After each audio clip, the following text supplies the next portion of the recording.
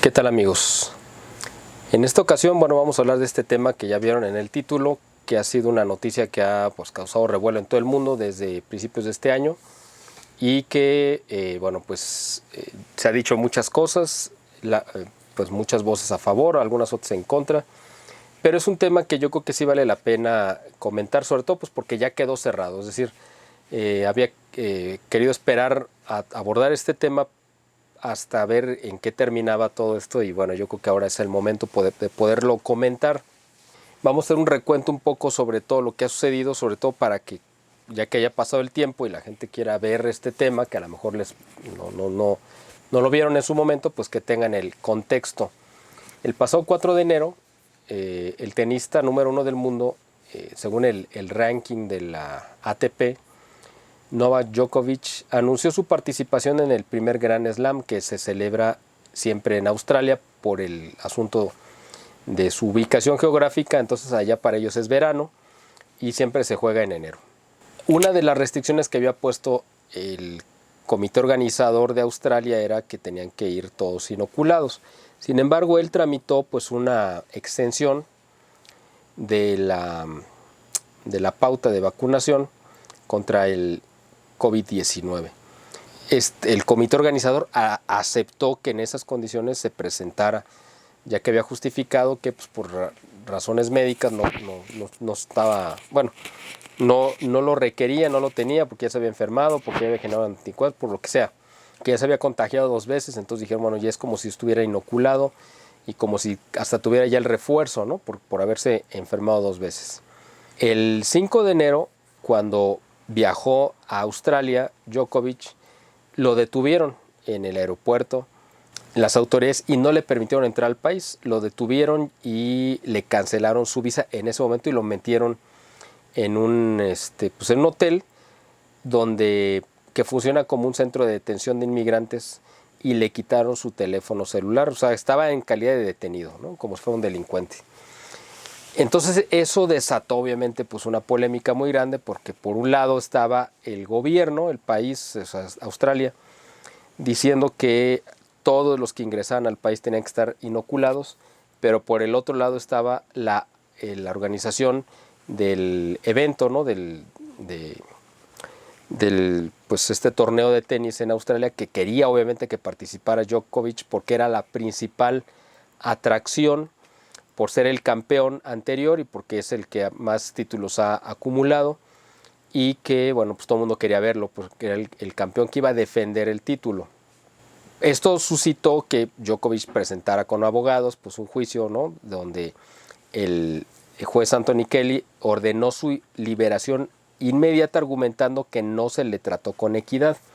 Gracias a ese fallo judicial de este juez de apellido Kelly, el tenista había conseguido ser liberado por el Departamento de Inmigración australiano y se presentó para empezar a entrenar. Ustedes saben que pasaron varios días, él estuvo entrenando, yendo a su hotel, etcétera, hasta que como 8 o 9 días después, el 14 de enero, el ministro del Departamento de Inmigración, Alex Hawke, tomó la decisión de cancelar su visa por segunda ocasión, por lo que volvió a ser detenido. Sin embargo, y aunque todo parecía indicar que Djokovic sí podría jugar el abierto de Australia, el Departamento de Inmigración volvió a jugarle esta carta, ¿no? De la cancelación, y ahora sí lo detienen con la intención de deportarlo a su país de origen. Este ministro dijo en un comunicado: he ejercido mi poder bajo la sección 133C de la Ley de Inmigración para cancelar el visado del señor Djokovic basado en razones sanitarias y del mantenimiento del orden por ser de interés público. Esto desató una oleada de críticas en todo el mundo, pues porque por un lado el trato fue muy violento que le dieron, verbalmente me refiero, no físico, pero verbal, de parte de este ministro, del primer ministro incluso de Australia, que dijo que nadie estaba por encima de la ley y que no iban a permitir un mal ejemplo de una persona que se negara a la inoculación, porque eso era un ejemplo que podría cundir precisamente en un contexto en el que en muchas partes de Europa están viéndose manifestaciones constantemente de gente que se está oponiendo al pasaporte verde y a que esta inoculación deje de ser voluntaria y se convierte en obligatoria. Entonces se convirtió en un asunto de interés público y político para Australia, porque no iban a permitir que una figura de primer orden como Djokovic se convirtiera en un estandarte para el movimiento de la gente que se está oponiendo a esta inoculación, que es en lo que se convirtió, en lo que ellos lo convirtieron además, porque fue un tema que, bueno, hubiera pasado desapercibido simplemente con interés para la gente que nos gusta el tenis, pero que pues, para el común de la gente pues hubiera pasado de noche, pero esto lo proyectó como un tema de interés mediático mundial. A un día de que empezara el torneo, el primer ministro ordenó su extradición a pesar del dictado inicial del Poder Judicial. O sea, aun cuando el juez había dicho que sí debía de permanecer y que sí se podía quedar, etcétera, etcétera, pues el primer ministro junto con su ministro de Salud dijeron no, que se vaya. Nosotros vamos a pasar por encima de la ley y no nos interesa porque esto puede convertirse en un caso incontrolable aquí en Australia. Australia tiene una de las posiciones más restrictivas en lo referente a los pasaportes de vacunación. Aunque esto, bueno, también va a sentar un precedente porque también en Francia, con Macron, ya saben, que quiere fastidiar a todos los no inoculados, le cerraron las puertas o se las van a cerrar en el Roland Garros, que es el evento, pues el equivalente, ¿no?, al abierto de Francia de tenis, y también probablemente en el US Open, en el abierto de Estados Unidos, se la van a aplicar seguramente también. Es decir, si no, aquí no vienes inoculado, no puedes jugar, ¿no? Curiosamente, en un principio también se creía que Wimbledon también iba a aplicarle la misma.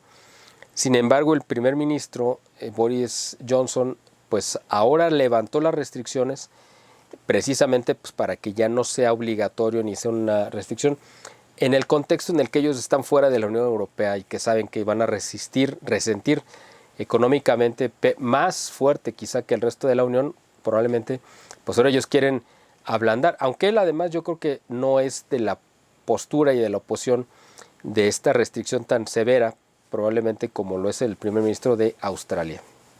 Pero esto es la noticia, vamos, estos fueron los hechos, este es el contexto. Pero hay razones detrás de por qué Australia tomó con particular encono esta causa contra Djokovic, y esas son las a los que me quiero enfocar. Una de ellas es que Djokovic compró el 80% de una empresa que está desarrollando un tratamiento contra el COVID-19. Poca gente lo ha dicho y pocos medios lo han comentado, pero así es. Es una firma danesa que se llama Quantum Biores que desarrolló un tratamiento contra el COVID-19. Y el director de la firma, Iván Lokarevich, reveló en una entrevista que la empresa está registrada oficialmente desde junio del 2020, o sea, es una empresa que tiene 1 año y medio, y que su plan es fabricar un medicamento contra el coronavirus, pero no una vacuna. Estamos preparados para diseñar un tratamiento que pueda bloquear el mecanismo de infección entre el coronavirus y nuestras células, dijo el director de la empresa, quien logró atraer a varios inversionistas, entre ellos a Djokovic y a su esposa. El plan es que el tratamiento sea sometido a pruebas clínicas en Londres el próximo verano para luego ser aprobado por las autoridades sanitarias correspondientes. Cuando empecé a trabajar con esto, definí el proyecto, hice un plan de negocios, expliqué quién iba a participar, lo que costaba e hice un documento oficial que envié a distintas personas que pensé podían estar interesadas, explicó. Así que una de esas razones es precisamente pues porque ahora él se convierte en un enemigo de este proyecto de inoculación global porque puede presentar una alternativa. O sea, Djokovic le está invirtiendo dinero, es el propietario mayoritario de esta empresa, de este proyecto de salvar vidas, sin que tengas que someterte a este tratamiento. Entonces, por eso es que ya había un antecedente por el cual el gobierno de Australia le iba a cobrar esa factura. Pero hay otra factura también muy interesante que también prácticamente nadie ha comentado. La otra razón es que Djokovic es un abierto opositor a la instalación de una mina en territorio de Serbia y en la explotación que esta mina haría. Es una compañía minera muy grande a nivel mundial, quizá la más grande minera del mundo, que tiene 150 años de existir y que su primera territorio de explotación pues fue en España, incluso hay minas de ellos aquí en México. Y esta empresa se llama Rio Tinto Zinc. Esta compañía es anglo-australiana. Originalmente fue británica y después entró capital australiano. Entonces ya desde varios años es una empresa anglo-australiana. Djokovic ha sido la voz más notoria o el rostro más notorio de los opositores a que se instale esta mina, porque ha generado muchísimos problemas medioambientales, sociales y de explotación de mano de obra, de explotación laboral, en fin. Problemas en muchas partes del mundo donde se han ido instalando minas de esta compañía. Y cuando intentaron instalar una mina de extracción de litio en Serbia, Djokovic ha sido una de las voces que más se han opuesto. Aunque es un proyecto del gobierno y el gobierno de Serbia ha utilizado a Djokovic como una bandera de resistencia ante esta imposición global, en este proyecto en particular, pues Djokovic quedó pues contrapuesto al gobierno, porque el gobierno sí quiere la instalación de esa mina, pues ellos les dieron permiso, y la sociedad en general ha sido opuesta a este proyecto. Entonces Djokovic se ha convertido, por eso, en un enemigo ya personal y particular de los intereses australianos, y esa factura también se la quisieron cobrar. Pero también hay dos razones, estas son las dos razones de por qué le quisieron hacer este encono, o cobrarle esta factura de esta manera tan fuerte. Pero hay dos razones por las cuales pues, Djokovic se ha mantenido firme en su postura y ha logrado resistir este embate mundial que se le ha venido encima, porque además es importante mencionar que aunque Djokovic era la figura más notoria y de más interés en Australia para jugar el torneo, al mismo tiempo todo el manejo mediático que hizo el gobierno volteó la opinión pública de Australia y dijeron no lo queremos aquí, porque si nosotros ya aceptamos inocularnos, ¿no?, como borregos, y nos está mostrando que se puede uno resistir, pues no lo queremos porque nos echa en cara nuestra tontería. Entonces más del 80% de la población australiana que siempre apoyó a Djokovic cuando iba a jugar estos torneos, pues ahora ya no lo querían ahí y pidieron la expulsión de él del país. Bueno, para que él haya resistido, pues hay una razón también, o dos razones, ¿no?, de fondo. La primera es que, bueno, pues porque tiene una profunda convicción espiritual. Djokovic es un practicante, es un cristiano ortodoxo, desde siempre. Y él le debe su fortaleza mental a su fortaleza espiritual, es decir, él, como se considera un ferviente cristiano ortodoxo, pues de ahí toma la fuerza espiritual.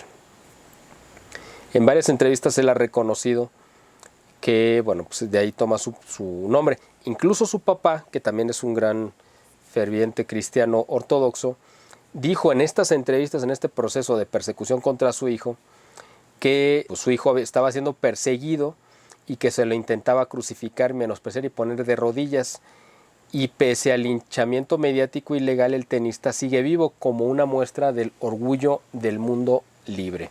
Cuando Djokovic llegó a Melbourne, expresó, cuando estaba detenido, que pues Dios lo veía todo, es decir, cuando sabía que lo iban a expulsar, dijo, pues Dios lo ve todo y su único intento de Djokovic es seguir la moral y la ética como grandes ideales. Mi gracia es espiritual y la suya es la riqueza material. Eso fue un golpe que les lanzó en la cara a todos los que estaban buscando crucificarlo mediáticamente. Con esa decisión las autoridades australianas han impedido al tenista la posibilidad de disputar la que podría ser su 10ª victoria en el Abierto de Australia. Actualmente Djokovic ostenta 20 títulos de Grand Slam. Él donó 50,000 euros a Australia para ayudar a la población tras los incendios del 2020. Imagínense qué ironía. A pesar de estos 20 títulos que ostenta Djokovic, él considera que su título más importante es el ser cristiano ortodoxo. Y ha sido tan buen cristiano que ha sido condecorado por la Iglesia Ortodoxa de Serbia con la Orden de San Sava por haber contribuido económicamente a la renovación de edificios religiosos en su tierra natal. Este es el título más importante de mi vida porque antes de ser deportista soy cristiano ortodoxo, afirmó con motivo de su condecoración. La ayuda prestada a la Iglesia Ortodoxa no se limita a sus propias fronteras, también colaboró económicamente para salvar la capilla ortodoxa de la dormición de Nisa, el único templo de la región que depende orgánicamente del Patriarcado de Serbia. En 2017 falleció la propietaria del local en el que se aloja la capilla y sus 6 herederos querían desalojar a los actuales inquilinos y venderlo. Para la comunidad ortodoxa de la Costa Azul francesa suponía una gran pérdida y el mismo Djokovic colgó en su cuenta de Instagram el 22 de diciembre del 2018 una foto suya junto con su hijo Stefan, poniendo ambos una vela ante el ícono de la Virgen María. Stefan y yo visitamos la iglesia serbia en Nisa, muy especial, explicaban Djokovic en el texto que acompañaba la foto. Es un pequeño lugar de donde se nutren las comunidades y las culturas serbias. Y la cultura serbia, las familias se juntan todos los segundos domingos y pasan un tiempo unidos realmente bueno. Los profesores juegan con los niños, leen una historia y luego crean una especie de representación teatral para dar vida a las palabras que han leído. Estefan y yo participamos haciendo de león y de cordero. Fue maravilloso ser parte de ese día especial en el que las familias serbias se reúnen y comparten momentos hermosos. El templo acondicionado para el culto en los años 60 fue ricamente decorado con frescos dedicados a la Virgen María y a los apóstoles por el sacerdote fundador de la capilla, que fue nombrado obispo en 1964 para presidir la comunidad ortodoxa de Francia bajo el nombre de Jean de Saint-Denis. Bueno, esa es una de las razones de su fortaleza, ¿no? La parte espiritual, sus convicciones religiosas. Pero hay otra que explica también su coraje, su fortaleza mental para resistir todos estos embates. Y esto es muy importante que lo tengan en cuenta. También es algo que poca gente lo ha comentado en los medios que han tocado este tema. Esa razón se debe a que él nació en Belgrado unos años antes de que estallara la guerra que seccionó a la ex Yugoslavia después de que cayó el muro de Berlín. A él le tocó vivir en carne propia esa guerra en los años 90, que fue algo terrible, espantoso, y que creó el mapa que ahora existe. Él entrenaba en medio de la guerra en una piscina abandonada, es decir, ahí en la piscina con las paredes, ahí es donde él podía entrenar. Y también hizo filas, como todos los otros ciudadanos, para conseguir leche, pan y otros alimentos básicos que estaban racionados precisamente por la guerra. Esas experiencias lo hicieron más fuerte y le dieron ganas de tener éxito, como él mismo declaró en algunas entrevistas. Y aunque han pasado ya muchos años desde ese momento, él quedó marcado para siempre. Y él ahora tiene un récord en el circuito de la ATP y ha obtenido más o menos 155 millones de dólares. Actualmente él vive en Mónaco, en el Principado de Mónaco, pero sigue siendo muy cercano a sus raíces en Belgrado. Él está considerado uno de los mejores jugadores de tenis de la historia, pero también ha sido noticia por muchas posturas que ha tomado, ¿no? Por su compromiso social también. Él nunca ha ocultado su hostilidad a la vacunación. Incluso ha llegado a decir: personalmente no estoy a favor de las vacunas, no me gustaría que alguien me obligue a vacunarme para viajar. Eso lo dijo en abril del 2020, cuando todavía era una posibilidad lejana la cuestión de la vacunación. También es apreciado por sus actividades humanitarias, hace donaciones regulares a través de su fundación en Serbia, pero también en Bosnia y Croacia, cuando estos países fueron golpeados en 2014 por las inundaciones catastróficas. Djokovic ayudó a su país natal en los primeros momentos de la pandemia, al tiempo que envió respiradores a Montenegro. Y de hecho, quien también salió respaldando la postura de Djokovic fue una voz que a mí me sorprendió, porque me dio gusto que lo hiciera y me sorprendió. Para los que vivan en México, lo van a conocer bien. Es un comentarista deportivo muy conocido que se llama David Faitelson, que está en muchos medios. Ahorita se encuentra trabajando para ESPN.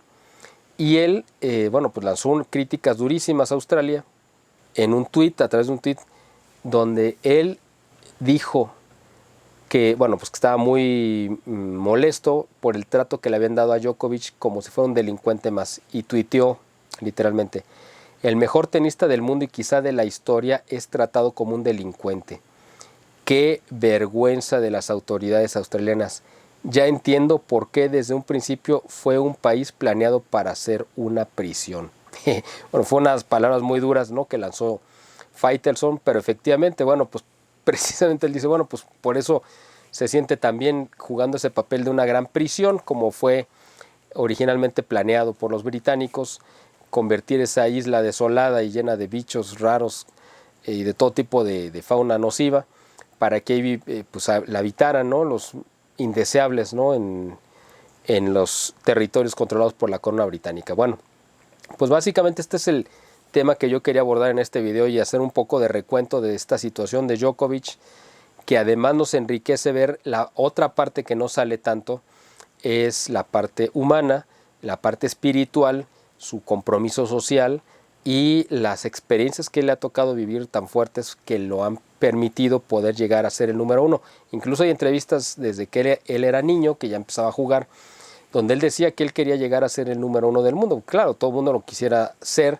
en la profesión a la que se dedique, pero él tenía la convicción y la entereza pues mental y espiritual para llegar a hacerlo. Y ahora que está ahí, pues ha hecho un buen ejemplo, cuando menos en esta parte, de bueno, pues ser coherente con su postura y resistir los embates, ¿no?, que van a venir más seguramente. Y aunque él ya no pudiera volver a jugar, que es una posibilidad, ya su nombre quedó pues en la historia, ¿no? Ya no se lo van a remover. Incluso hubo un escritor que dedicó un artículo en España a él, hablando precisamente de que dentro de 50 o 100 años la gente no se va a acordar quién fue quizá Rafael Nadal, ni otro, se me fue el nombre, el suizo Roger Federer, pero que todo el mundo va a hablar sobre Djokovic como ese hombre que trascendió la parte deportiva y se convirtió en un ícono y en un héroe de su generación por resistir a estos embates del totalitarismo que han querido someternos en este proyecto de nuevo orden mundial. Bueno, pues esto era lo que yo quería comentar sobre este asunto que ha sido pues tan atraído por la parte mediática y que mucha gente ha tenido conocimiento de ello, pero queríamos aportar estas partes que creo que son importantes para entender en su totalidad este tema. Les agradezco como siempre el favor de su atención y los invito, como lo he hecho siempre y reiteradamente, a que se suscriban a este canal si no lo han hecho, que compartan este video si lo consideran adecuado con sus amigos y contactos en las redes sociales, y que bueno, pues puedan también darle like a este video también para que más gente lo pueda ver. Y aquí en la descripción de este video van a encontrar pues los formatos para poder apoyar económicamente esta causa, que solamente sobrevive gracias a su buena voluntad. Les agradezco el favor de su atención y espero verlos pronto en otro video.